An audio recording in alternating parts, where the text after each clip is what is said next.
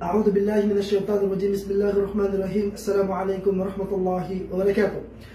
Mga kapatid sa pananampalatayang Islam, hayakumullahu jami'an. So ngayon, sa video na ito, mapapanood ninyo kung paano ang tamang pamamaraan ng pagligo sa janaba o ang itinuro ng propeta sallallahu alaihi wasallam sa mga babae at lalaki na bagong tapos makipagtalik. So kasi normal yan, kasi halos lahat ng tao gusto mag-asawa, so dadaan tayo dito. So ganun din pag ikaw ay nanaginip, so biglang may lumabas sa iyo na mani, so ano po ba ang pinaka itinuro ng propeta sallallahu alaihi wasallam na tamang pagligo? So ngayon, kung makikita niyo sa likod ko po na CR po to, so bago po ako papasok sa CR, alam naman natin na ang CR po ay hindi tayo pwedeng magsalita ng Bismillah maliban kung ito ay intention lamang at hindi natin pwedeng banggitin. So unahin na natin. So pag hindi po tayo nakabanggit ng Bismillah, nangangahulugan, so pag start natin sa ginagawa natin na yun, so kailangan nating mag-Bismillah. Depende na sa inyo, wala rin problema kung iiwanan ninyo o hindi, pero para po unang paliwanag natin para po maintindihan ninyo. So ngayon, papasok po ako sa CR. So ngayon ang CR, alam natin ang CR, mayroong dua ang propeta sallallahu alaihi wasallam bago ito papasok dito. So unang-una ipapasok natin ang kaliwa nating paa. Ang kaliwang paa, pag tayo naman ay lalabas, uunahin natin ang kanan. So sinabi ng propeta sallallahu alaihi wasallam, pagpapasok kayo sa CR, sabihin nyo lang ang Allahumma inni a'udhu bika minal khubuthi wal khaba'ith. Nu'id, Allahumma inni a'udhu bika minal khubuthi wal khaba'ith. Idan, papasok tayo ngayon. So ngayon, ipapasok ko po yung dalawang paa ko. So ngayon po, na nandito na po ako ngayon sa loob, so ituturo natin ngayon ang tamang pagligo. So unang-una, kailangan mong mag-intensyon. Kasi sabi ng ating mga ulama, kung sino man ang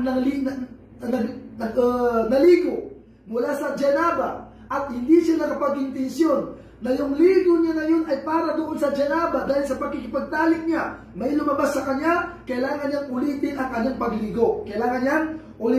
pagligo. So ilapit natin ang video para marinig tayo. So ngayon, unang-una dito, ngayon nakapag-intensyon na tayo. Mag-intensyon ka na, ikaw ay maliligo mula sa janaba na pakikipagtalik mo. So, intensyon mo lang, sabihin mo lang sa iyong puso. So ngayon, sabi natin, ito yung itinuro ng propeta sallallahu alaihi wasallam. So paano yun? Unang-unang gagawin natin ay huhugasan po natin ang kamay natin ng 3 beses. Pagkatapos natin mag-intensyon, ngayon po nakapag-intensyon ka na, nakapagniyat ka na, nakaguniyat ka na. So ngayon, buksan mo ang tubig. So ang iba naman, wala silang, sa Pilipinas, natin, ang iba, bomba, ang iba naman, sa balde. So, kukuha ka lang ng sa tabo at uhugasan mo ng 3 beses ang kamay mo. Pero ngayon, para mas madali, ito gagamitin natin. Ngayon, mabuksan natin ang tubig. So, hindi tayo pwede magsayang ng tubig. So, ngayon, nakapag-intensyon ka na, hugasan mo ang unang gagawin mo, hugasan mo ang dalawang kamay mo ng 3 beses. Ngayon, hugasan mo. Itong una. Pagkatapos nun, hugasan mo ng dalawang kamay mo, yung masilang bagay mo, babae man o lalaki, huhugasan mo po. Ito po ang susunod. Kukuha ka ng tubig at huhugasan mo. Pagkatapos mong mahugasan yung ari o yung masilang bagay sa katawan mo na sinasabi natin, pagkatapos po ay kailangan mong mag-ablusyon. Kailangan mo pong magbudo. Kung paano ka magbudo sa pagdarasal. So, ngayon, magbubudo tayo. Uulitin natin. Hugasan natin ng 3 beses ang ating kamay. So, hugasan natin ang ating ari ng 3 beses. So, ngayon, magbubudo po tayo. Ito po ang itinuro ng propeta. Ngayon, start tayo. Nag-3 beses mo.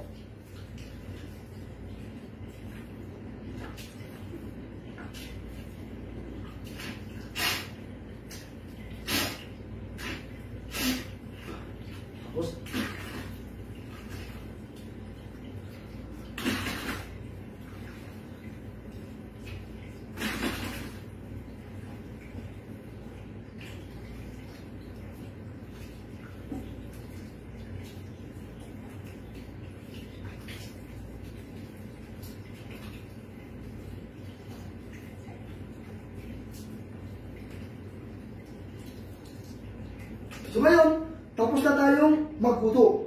So, ang paa po ay hindi po natin isasali.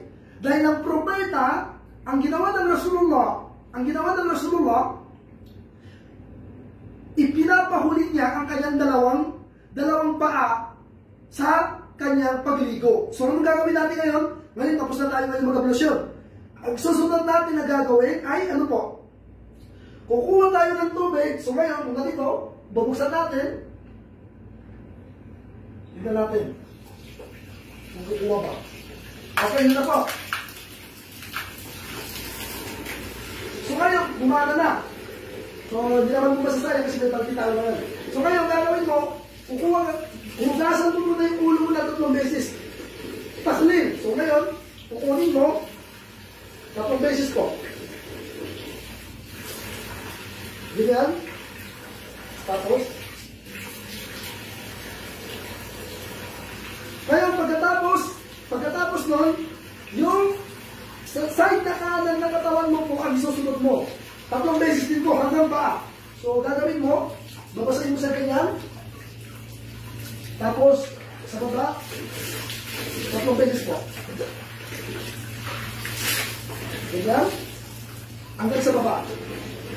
So, pagkatapos nun, isusunod mo na naman ang sa kabila, sa kanulang side. So, kukuha ka.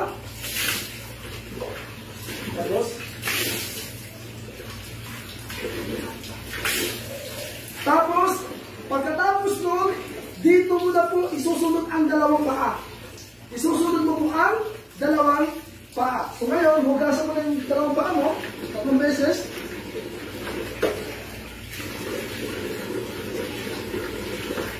Tapos, maliligo ka na po. At maligo ka na. So ngayon, yun po ang itinuro ng propeta sallallahu alaihi wasallam. So, pero kung pinaka-importante dito, makapag-intention tayo. So, pangalawa, yun yung itinuro natin kanina, yun po ang ginawa ng mahal na propeta at itinuro ng ating mga ulama sa kanilang mga kitab. So, hanggang dito na lamang, uulitin ko po, mayroon pong wajib, pero itinuro natin, yun po ang sunnah na ginawa ng propeta sallallahu alaihi wasallam. Assalamualaikum warahmatullahi wabarakatuh.